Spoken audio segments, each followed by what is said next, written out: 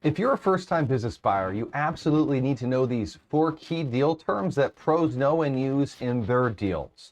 So what I'm going to do is I'm going to walk you through these 4 key deal terms. And first, I'm going to tell you a little bit about who I am so you know where this information is coming from. My name is Joe Principe. I'm the managing partner at Principe International, the #1 law firm for first-time buyers nationwide. And we also represent sellers, retiring sellers, and PE firms, etc. as well. I've worked on over $100 billion in transactions. A lot of people talk about having worked on, $1 billion in transactions, and in the M&A industry, that's peanuts in comparison. I came up at the #1 international law firm in the world and the leader of the Magic Circle of international law firms, Freshfields. They're famous for having been the law firm for the Bank of England for almost 300 years.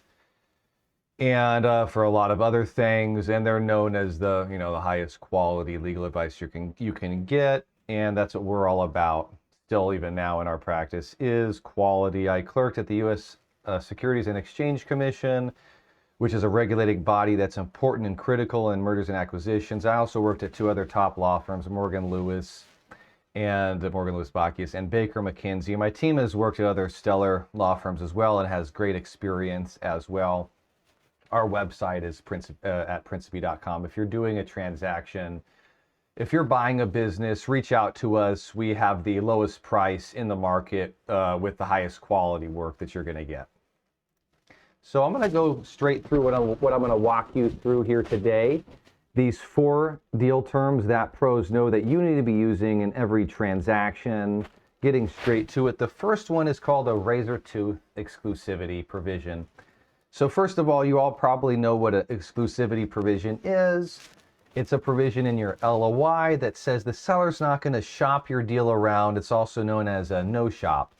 And that's important for you because you're going to spend a lot of time and money in pursuing the transaction, and it's going to be months until you close it. On average, first-time buyer deal is going to be at minimum 90 to 120 days, even if you imagine illusorily that it's going to be shorter. It will not be, unless maybe it's a full seller note transaction and you do that. So anyways, that's the exclusivity provision. It's critical to you as a buyer. Why is it razor tooth? What does that mean? We call this putting teeth on a provision.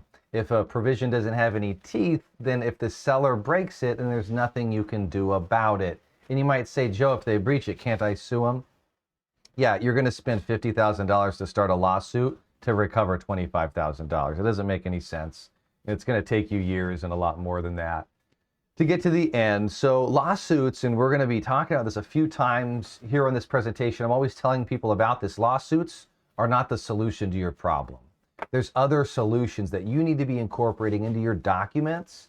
That's why having amazing contracts and great contract lawyers is so critical. So these provisions can protect you, and not just thinking, oh, I have to go through the court system, right? That's how I solve all my problems. And so the reason this is an important provision, adding teeth to the exclusivity, and the reason I thought to put it here as one of the top deal terms that pros know, and there's obviously more than 4, is because I had this transaction, and it's not that uncommon, but the seller really upset me. My client had literally moved to Utah to buy this business, and it was a great business.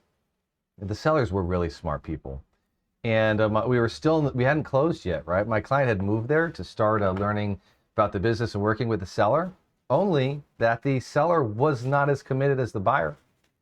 And the buyer's moving there, expending money on the advisors, me, the accountant, living over there. And the seller, at the last minute, we find out the seller had kept the listing up and was talking to other buyers. I even asked the seller's broker or the seller's attorney. This was a couple years ago. I can't remember which. I said, "Are you still listing, marketing the business?" They said yes, and my mind was blown, obviously, because my client's relying on this. And what provision? What do we do to prevent this from happening to you? You include a provision like this in your LOI, and you can make it shorter too. This is the ultra long form, and basically, how you negotiate is you're going to ask for as much as you can get, And if they negotiate out with you, you narrow it down. That's just how negotiating contracts work. So I'm going to walk you through this. I'm not going to read all the text. You already know an exclusivity provision here. That's what it says here on the left.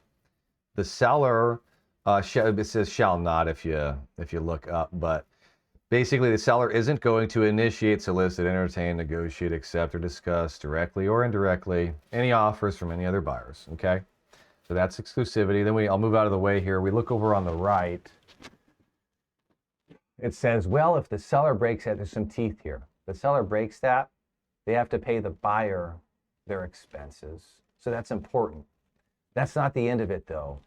Getting paid, if they actually, it's happened before too, where the seller then says, well, I'm not going to pay you your expenses either way.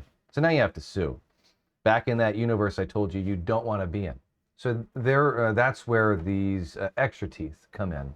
Down in the bottom right, it says, where non-payment of such expenses occurs, a lien arises under the assets of the business, and buyer may exercise rights and remedies under the UCC. You might not know, so why a lien, why the UCC? You might not know what all that's about.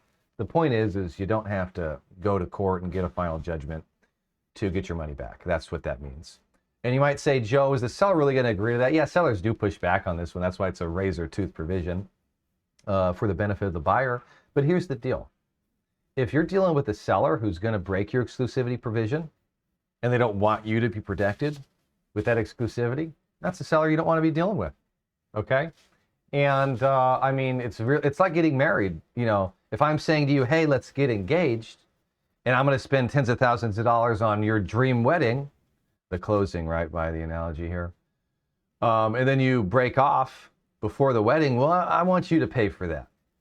And that, it seems pretty I mean, it's weird, obviously. You wouldn't ask somebody that in a marriage, right? But it makes sense logically. It makes sense if we're getting committed here, and you're saying that we're going to do this together, that if you mess around with me, you have to pay for it. So let's now go back real quick and go on to the next deal term that pros know. This is called the full disclosure, a broad version of the full disclosure provision. This is a really interesting one. These provisions were really common in M&A about 10 years ago.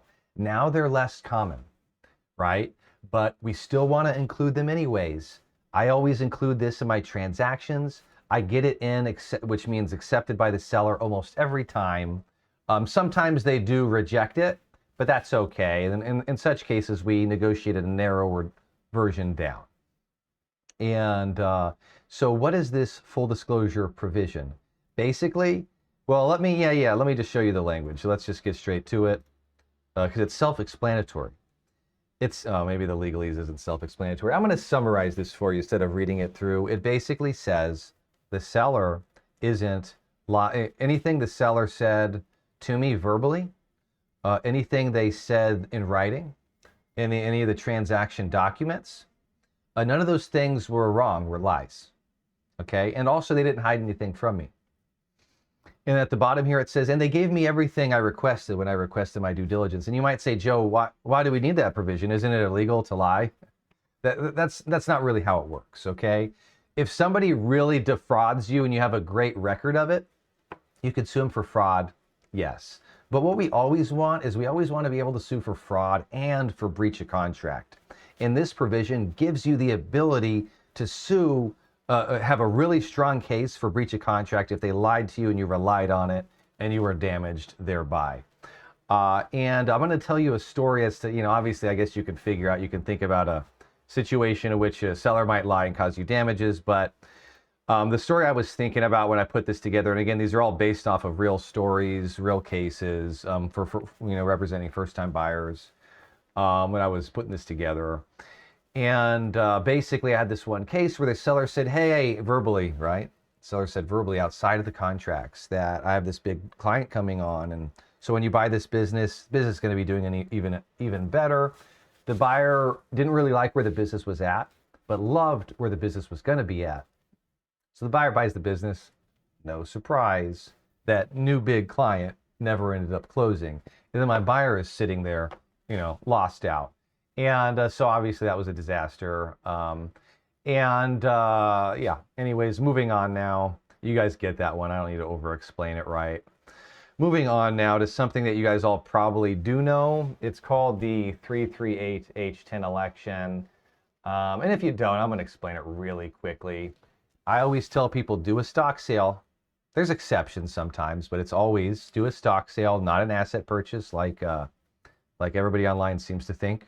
And I'm not going to talk about the reasons why for that. I have another video I just posted about that.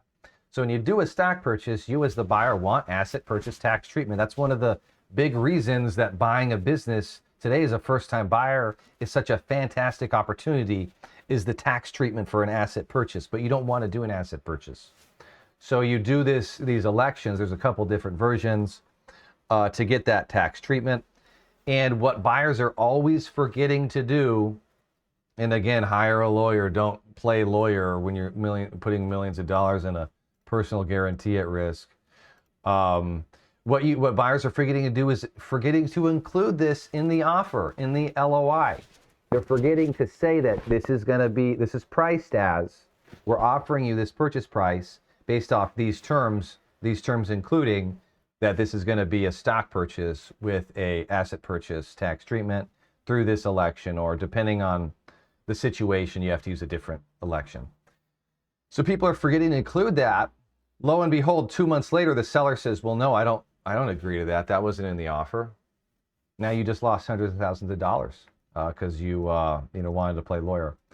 Again, we tell all of our clients, we do the offers for you, and those are the only cases we work on. We don't jump in halfway through after you've fumbled it through. And so that's the tax treatment election. Again, that's a pretty basic one. Now, the last one is one that nobody knows about. I saved the best for last here. It's a really valuable provision people aren't including in their contracts.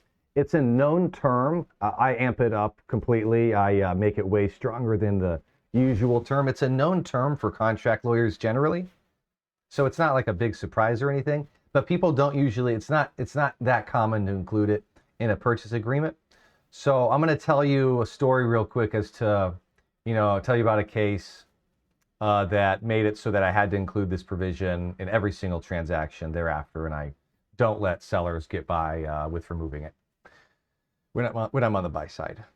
And so in this case, my client bought this e-commerce business, for about $1 million and something. I can't remember exactly. I know he gave the guy like $900 to $1 million in cash, and then he owed the guy some money on a seller note, so he had to pay him some more money over time. I wasn't the lawyer that did the transaction. The client came to me because I do M&A litigation as well when deals go wrong. A client comes to me and says, well, hey, I bought this business, but the seller refused to transfer to me the crown jewel asset. I gave him all the money, but I didn't get the main asset here, which might sound insane. It was. And they didn't hand me over the Google Ads account that was responsible for all the traffic. So this company made business because of the Google Ads account, was trained so well, et cetera, et cetera. You can't just get a new one of those, click a button, and have a trained-in Google Ads account, right?